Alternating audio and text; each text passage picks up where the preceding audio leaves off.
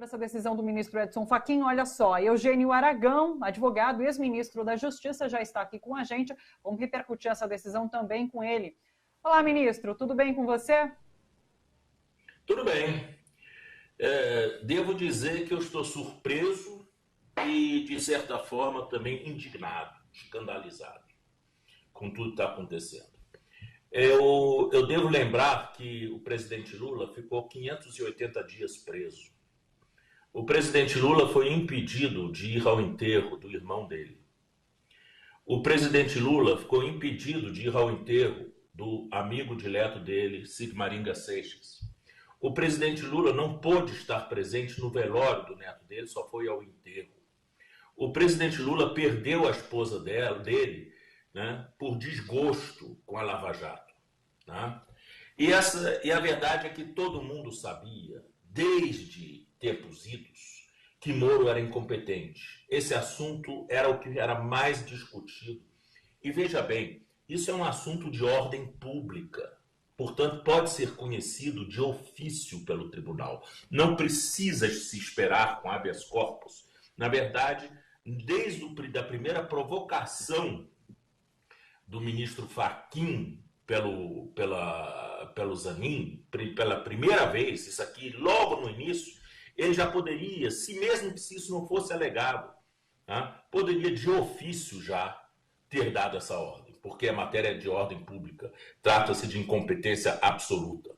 Mas, depois de 580 dias preso, impedido de concorrer, e mais, o Ministério Público, sob doutora Raquel Dodge, teve o desplante de dizer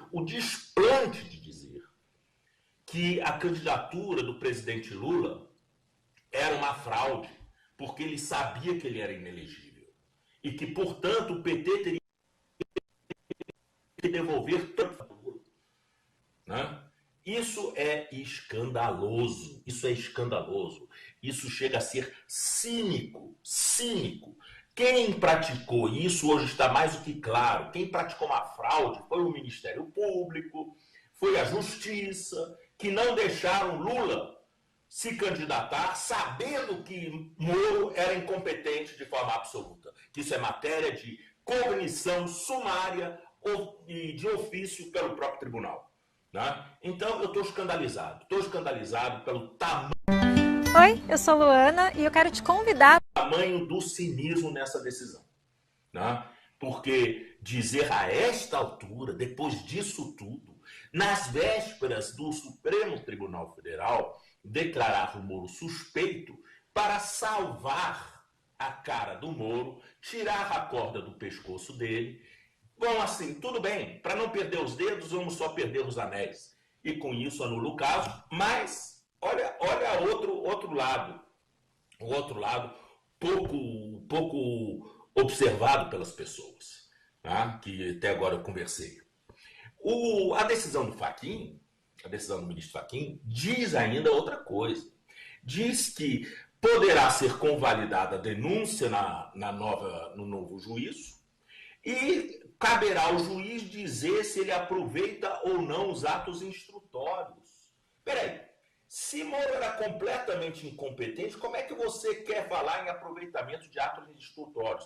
Mas aí parece que está deixando assim, uma portinha entreaberta para dar a dica, faça esse processo correndo de qualquer jeito, aproveita o que já foi feito, só dê uma nova sentença que está tudo bem, tá? Para impedir o Lula, quem sabe, de se candidatar no ano que vem. Eu estou chocado, eu vou dizer assim, eu estou chocado com o cinismo. Claro que a gente fica satisfeito nessa hora, do fato de ter sido reconhecido finalmente a incompetência da Justiça Federal, mas foi reconhecida, vamos dizer, num contexto muito oportunista, né? Vamos dizer assim, que foi exatamente num contexto para impedir que Moro fosse passado pelo moedor de carne nessa semana.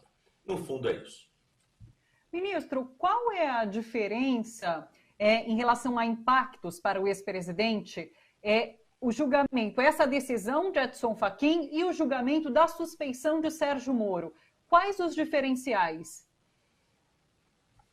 Olha, no momento em que você diz, olha, o juiz ele era incompetente, mas, digamos, não era um juiz equilibrado, em princípio as provas que foram por ele colhidas são impróprias porque foram colhidas no foro errado, tá? Mas não porque o juiz ele as colheu com segundas intenções. Né? Ou seja, no fundo, isso é para livrar a cara do Moro, para não dizer que o Moro prevaricou.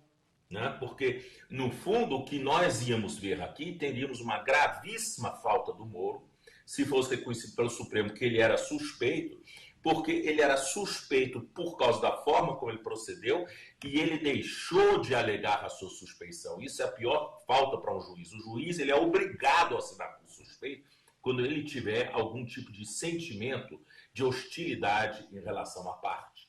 E ele não se deu por suspeito. Logo, teoricamente, o que deveria ser feito em relação ao Moro a prevalecer a suspeição dele era a conversão da exoneração dele do cargo de juiz para demissão, né? Através de um PAD que o CNJ poderia instaurar contra ele. Agora fica essa coisa assim, o dito pelo não dito, né? E fica tudo bem. E acha que a gente vai engolir essa. Né? Mas o fato é que o presidente Lula ele tem direito a pedir indenização pelos danos morais, pelos danos materiais que lhe foram impostos durante 580 dias de cárcere indevido, injusto, ilegal que ele passou. E mais, né? Não só isso, como toda aquela trama feita para não soltá-lo quando o desembargador Favreto quis soltá-lo, determinou a sua soltura no habeas corpus. Tudo isso é um choque, é um estado de choque que a gente está, tá? Apesar de, claro, estar ao mesmo tempo muito feliz de finalmente Agora, vamos ver qual vai ser o próximo ato dessa gente, né? Porque já vi que para eles vale tudo. Nessa hora, eles fazem qualquer tipo de coisa para manter as suas velhas e mofadas convicções contra o presidente Lula. Sim. Eu falava justamente agora com o Fernando Ideu sobre essa reparação ao ex-presidente Lula por conta desse tempo na prisão. Como que será, como é feito esse pedido de reparação? Explica pra gente o que pode ser oferecido, inclusive, enquanto reparação.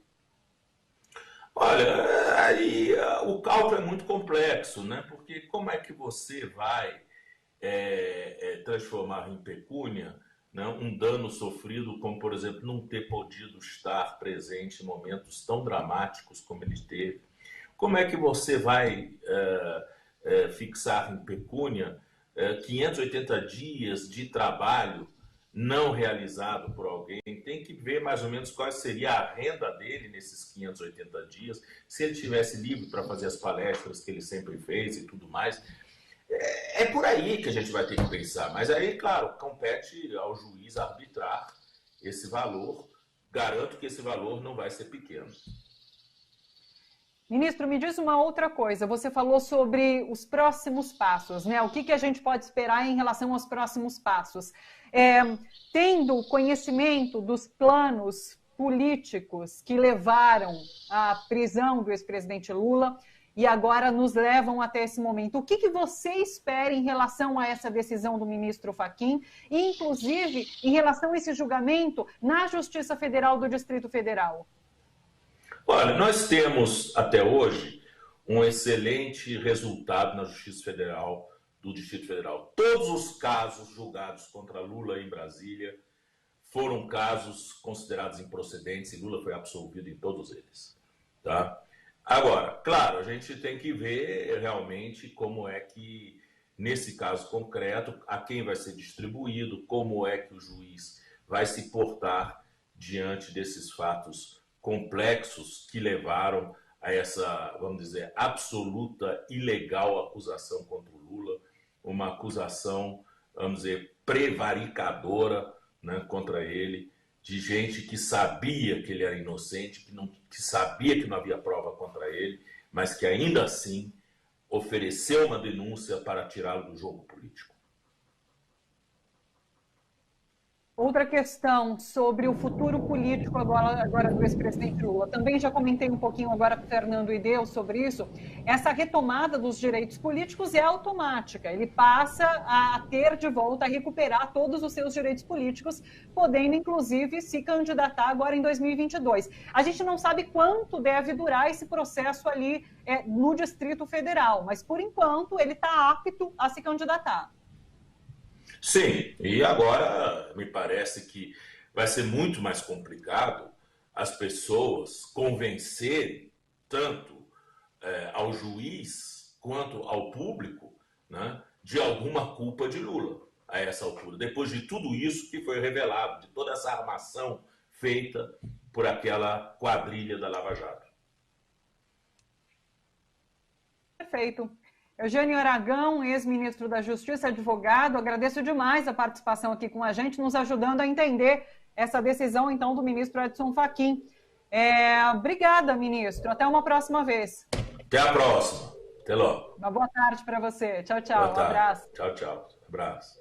Esse é Eugênio Aragão, ex-ministro da Justiça, advogado, nos ajudando a entender essa decisão do ministro Edson Fachin, do Supremo Tribunal Federal, que anula os processos julgados pela Justiça de Curitiba em relação ao ex-presidente Lula.